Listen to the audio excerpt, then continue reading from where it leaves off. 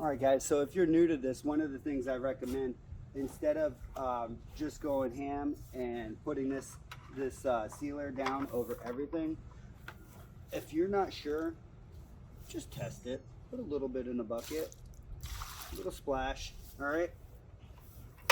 Take a test, take a sponge, go put it on one of the stones in an inconspicuous area,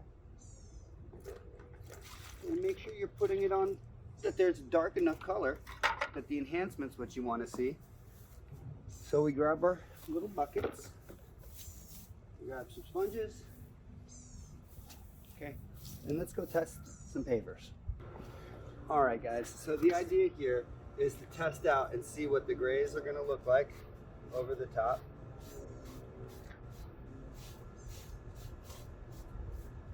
See, that gave that stone a nice depth of color. You want to check out what it looks like on both the darker, already grayer tones, and you also want to see what it looks like when you hit it up on these browner stones. And I think doing gray first is the right move here, because there's a lot of dark tones that have just lost their color. And I kind of knew that this is going to be the right color mix here.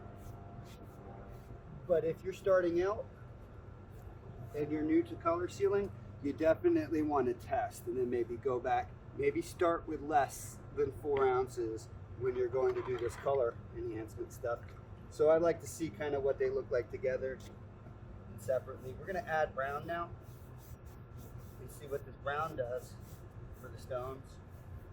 And I really think that the brown is going to bring these things back to life, and they will need just a moment to dry before you see the full effect. And again, we're going to go over this with several coats, but this will give you a great baseline for exactly what kind of color you're going to get. I like to pick stones around these sections. They're hard to notice if you happen to get a color that isn't quite right, okay? But I think that this is the bomb. We'll give it a second to dry in, and you can tell me what you think. But this is the color we're going to go with. Yeah, definitely. All right, so my pump up sprayer didn't want to open for me despite my good job cleaning it, so we're going to open up another one of these. It's real quick, guys. Get in here, open up this box. Just a couple pieces you need to make a pump up sprayer work. All right, we're going to open it up, make sure there's no debris in it. Okay.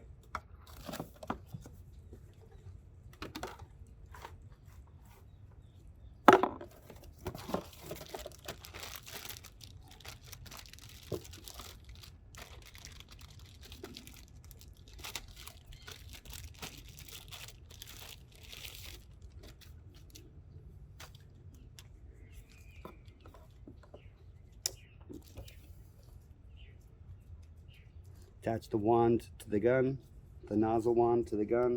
Slide this ring all the way down to the base of the pump up sprayer.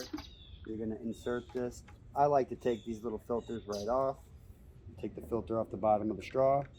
Slide the straw through, push it in, and you're going to spin it all the way down. Okay? Applying pressure.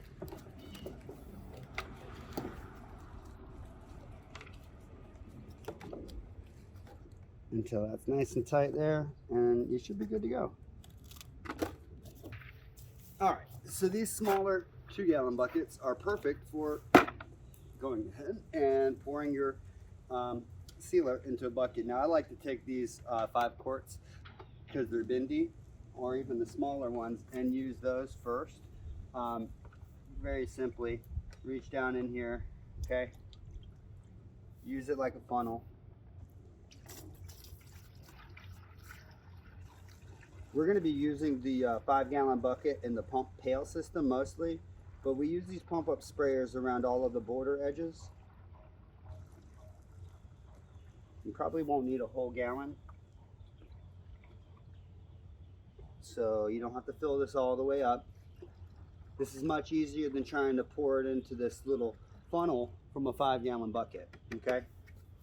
We always rinse all the buckets as we're using them with the sealers. We like to keep our stuff clean. At this point, you're going to make sure that this is threaded all the way down. Nice and secure here. Don't overturn it, just nice and snug. And all we're looking for is a nice pressure. We're good to go. We're going to turn this to a nice cone nozzle. Okay, build up some pressure in here. Okay, and we're good to go. All right, guys, the next step, we've got the pump pail system primed. We're going to go ahead and start with the granite gray, and we're going to bring it on over to our cart.